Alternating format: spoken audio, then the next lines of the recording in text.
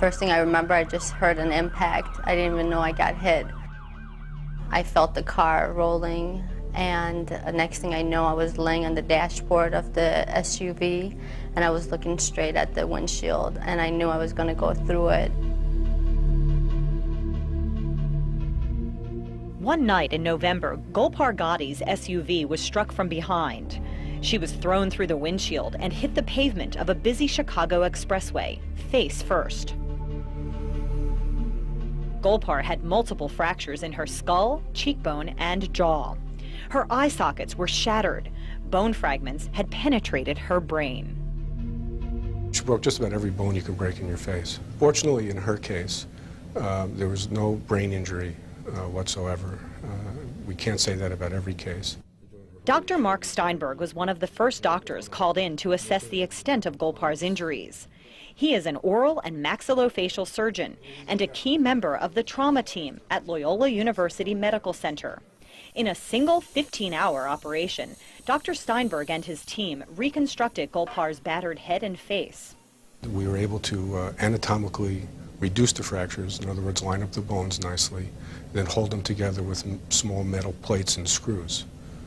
And what you're seeing where all the metal plates are, that's her forehead. And you could see that there's many broken bones. It's like a jigsaw puzzle. I was very surprised knowing that by coming to Loyola, an OMS could conduct the whole thing during one procedure. In fact, the American College of Surgeons requires that all Level 1 trauma centers have OMSs on call. And in many states, OMSs perform the majority of emergency surgery for injuries to the face, jaws, mouth, and teeth. They are also trained in corrective jaw surgery, as well as a wide variety of reconstructive and cosmetic surgery. Orthodontic surgery is a surgical treatment to correct jaw and facial deformities. And it is deformities that may be acquired, they may be from an auto accident, they may be developmental, they may be from a birth defect. Just what is an oral and maxillofacial surgeon, and what does it take to become one? Since the early 1900s, oral and maxillofacial surgeons have been pioneers in trauma and reconstructive surgery. Oral and maxillofacial surgery has a very long and illustrious history, dating back to the first orthodontic surgery, which was performed in 1849. OMSs have also treated soldiers and civilians from the time of the Civil War through the First and Second World Wars, Korea, Vietnam, and even up to the present-day world conflicts. Training to become an oral and maxillofacial surgeon is rigorous, with a minimum of 4 years of dental school and 4 more years of postdoctoral hospital-based surgical training. Working with a wide variety of medical specialists, OMSs are trained in trauma management, reconstructive surgery for congenital and acquired defects, and other areas, including general surgery, elective cosmetic surgery, internal medicine, and anesthesiology. Their dual background in dentistry and medicine, combined with their residency training, make them uniquely qualified to treat conditions, defects, injuries, and cosmetic aspects of the mouth, jaws, face, teeth, and associated structures. In fact, OMSs perform procedures including extracting impacted teeth, placing dental implants, and reconstructing faces, cheeks, noses, eye sockets, and foreheads. The uniqueness of the oral maxillofacial surgeons, their ability to restore function, their ability to maintain aesthetics in these patients helps to alleviate some of the most devastating parts of a trauma patient, and that's what they see every day when they go into the mirror. OMSs also administer outpatient general anesthesia, making them unique from any other specialty in the medical and dental fields outside of anesthesiology. As a result of this training and their ongoing commitment to state and self-regulation, OMSs have an unsurpassed record of safety and cost-effective patient care. The modern anesthesia team consists of the oral and maxillofacial surgeon, trained assistant, state-of-the-art resuscitation equipment, state-of-the-art anesthesia equipment, and in fact, general anesthesia is given many thousands of times a day by oral and maxillofacial surgeons in their private office, and their safety record is actually without equal. OMSs are also trained to remove benign and malignant tumors. The dark area on this X-ray indicates a large tumor in the lower jaw. After removing it, an OMS rebuilt the jaw using extensive bone grafts and dental implants to replace missing teeth. I think the training that an oral and maxillofacial surgeon has makes that person unique in treating facial trauma. Some of the incisions that we use, particularly a lot of the intraoral incisions, enable us to hide a lot of the scars quite nicely for the patient. The availability of extraordinarily sophisticated techniques for not only restoration but for reconstruction are all part of what a fully trained and dedicated oral maxillofacial surgeon brings to bear.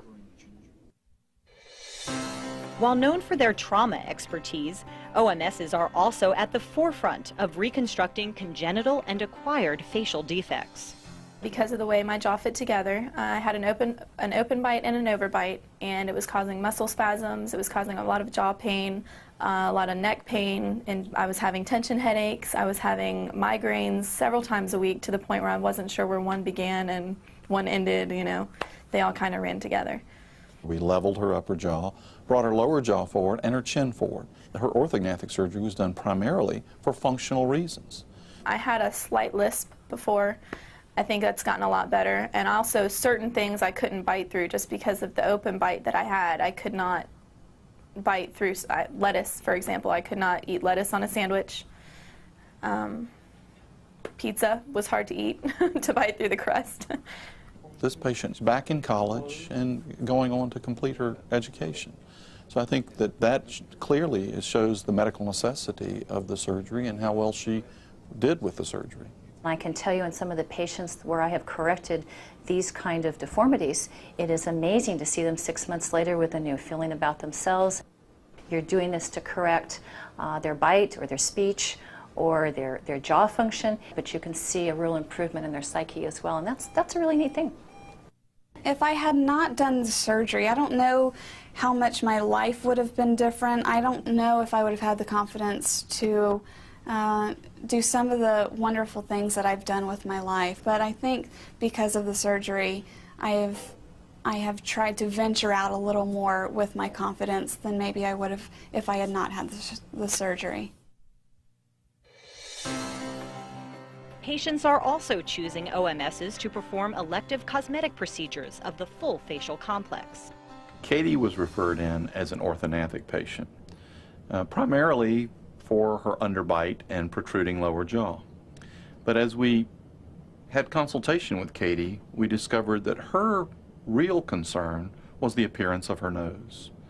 So we performed orthognathic surgery to correct her underbite by widening her upper jaw, by setting her lower jaw back, and in addition, we did a rhinoplasty for cosmetic reasons to reshape her nose.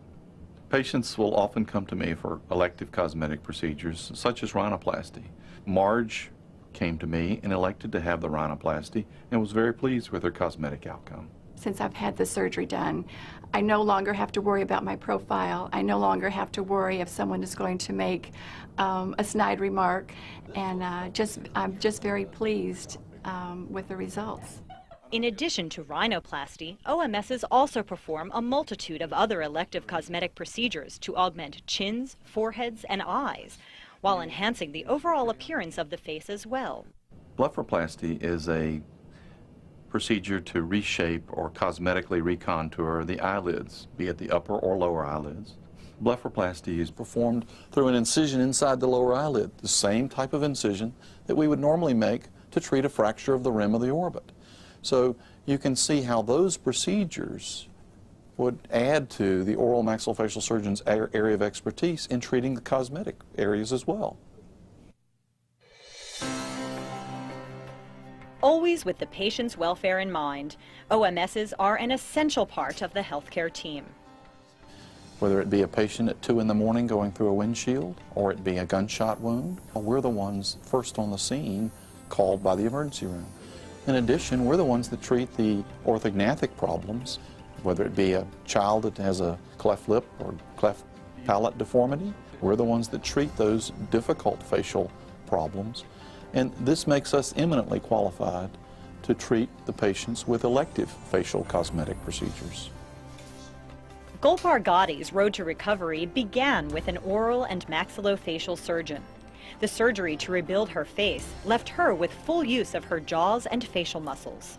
Overall, I feel great. I'm so happy with the outcome. I feel I look like what I, looked like before. So I'm very happy, very, very happy. The American Association of Oral and Maxillofacial Surgeons currently has more than 7,000 members.